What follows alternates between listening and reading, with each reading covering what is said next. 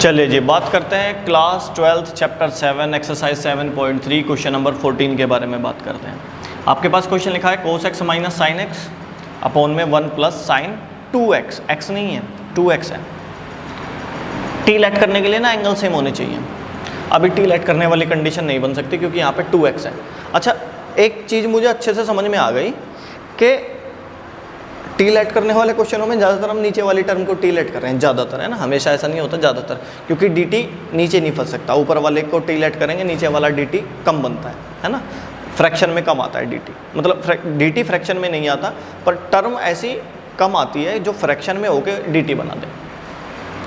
तो मुझे पता चला कि इसको अगर मैं टी लेट भी करूँ तो ऊपर dt नहीं बनेगा क्योंकि 2x है। अगर मैं इसको इनके अपोन में अलग अलग भी लिख दूँ ना तो भी फंसा रहूँगा, 2x है ये x है। अगर अलग अलग भी रख दिया इनके अपोन में, कोस के अपोन में ये अलग रख दूँ, साइन के अपोन में ये अलग रख दूँ, तो भी मैं फंसा ही रहूँगा। क्यों? कि मेरे पास एंगल यहाँ पर 2x है। अब ये एक वैरायटी है, एक टाइप है, फिक्स है ये।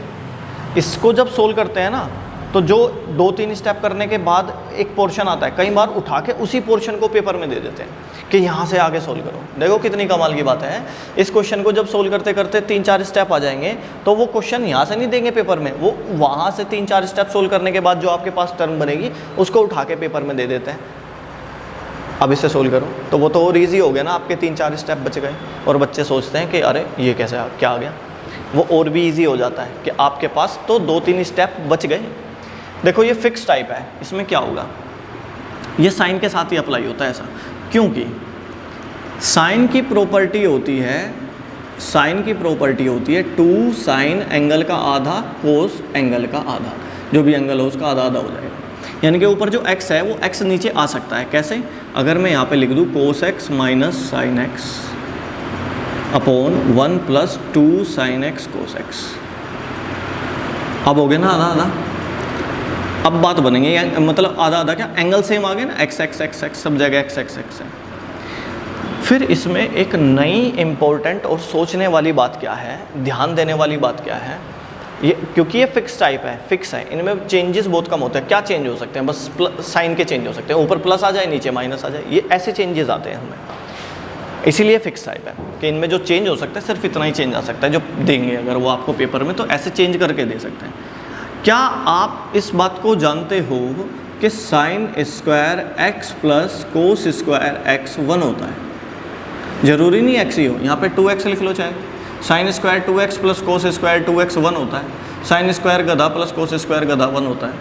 यहाँ पर अगर आप एंगल x यूज़ कर रहे हो तो यहाँ पर भी x यूज़ करो, जो भी एंगल यूज़ कर रहे हो सेम यूज़ करो, उसको 1 लिख सकते हैं। बराबर का मतलब क्या है कि ये वाली टर्म 1 के बराबर है ना, 10th क्लास में पढ़ी थी हमने। तो क्या मैं 1 को ऐसा नहीं लिख सकता? क्या मैं 1 को sine square plus cos square नहीं लिख सकता? लिख सकते हैं। अब गौर से देखो, अगर आप इस 1 को sine square x plus cos square x लिख दो तो क्या कुछ दिक्कत है?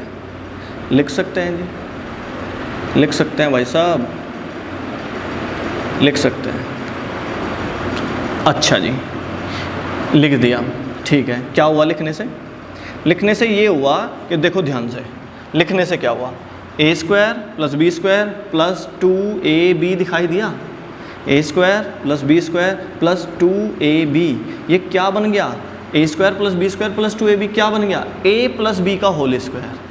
अभी भी एक इम्पोर्टेंट बात है, अभी भी एक इम्पोर्टेंट बात पे चर्चा होगी। a प्लस बी का होल स्क्वायर बन गया, a प्लस बी का होल स्क्वायर बन गया जी। तो मैं इसको a प्लस बी का होल स्क्वायर लिख देता हूँ। मैं इसको क्या लिख देता हूँ? Cos x minus sine x, ऊपर वाला ऐसे ही, और नीचे क्या बन जाएगा? a प्लस बी का होल स्क्वायर। ठीक है जी।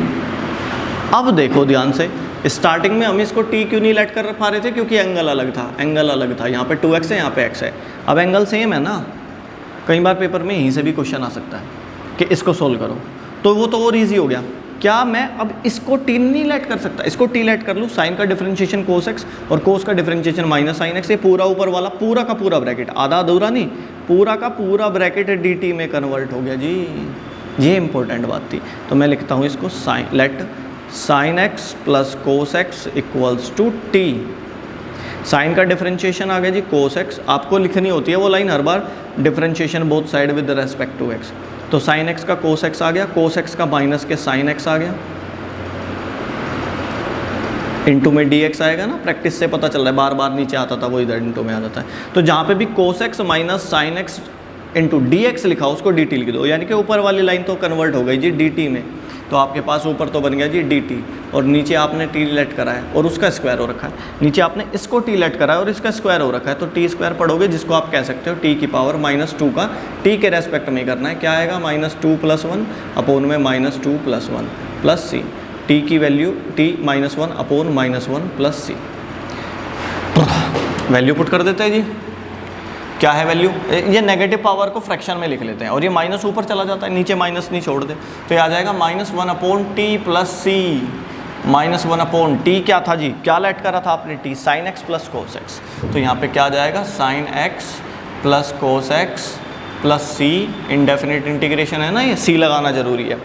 आई थिंक बच्चों आपको ये वाला स्टेप समझ में आया होगा, ये वाली कंडीशन आपको बहुत अच्छे से समझ में आई होगी कि हमें इसमें क्या अप्लाई करके दिखाना है, क्या अप्लाई करना है, किस तरीके से घेर घोट के लाना है ताकि ये डिवाइड हट जाए। देखिए बच्चों, अगर आपको हमारे कॉन्सेप्ट अच्छे से समझ में आ रहे हैं, हमारा पढ़ाने का तरीका समझ में आ रहा है, तो ही हमारे चैनल को लाइक कीजिए, शेयर कीजिए, और प्लीज़ आपसे ये रिक्वेस्ट है कि चैनल को अपने दोस्तों में, जो आपका फ्रेंड सर्कल है उसमें शेयर कीजिए, सब्सक्राइब कीजिए, और ज़्यादा से ज़्यादा चैनल को फैलाने की कोशिश कीजिए। जब मैं कोई वीडियो देखता हूँ, जैसे कोई मुझे, जैसे भाई मैं, मेरा एक चैनल और है, अब जैसे मैं उस चैनल से रिलेटेड कोई कंटेंट देख रहा हूँ, तो उसमें जब ये बोलते हैं ना कि please share like and subscribe, तो मुझे बड़ा बोरिंग सा लगता है वो। तो मुझे भी बोलने में ऐसा ही लग रहा है कि आप सुनोगे तो आपको बोरिंग लगेगा, काट के आगे कर दोगे, स्किप कर दोगे, वीडियो आगे फॉरवर्ड करके देखोगे। तो आप लोगों के सपोर्ट की ज़रूरत है बच्चों। अगर आपको हमारी वीडियोस समझ में आ रही हैं तो please share like and subscribe, और अगर आपको किसी क्वेश्चन में कोई दिक्कत आ रही है, हमारे समझाने के बाद भी आपको वो चीज़ क्लियर नहीं हो रही है ना, लगा के नहीं समझा पाए ठीक से, तो आप हमें कमेंट में बताइएगा, हम उसके बारे में फिर से उसमें एनालाइज करेंगे और ज़रूरत पड़ी तो उसको फिर से रिकॉर्ड करेंगे।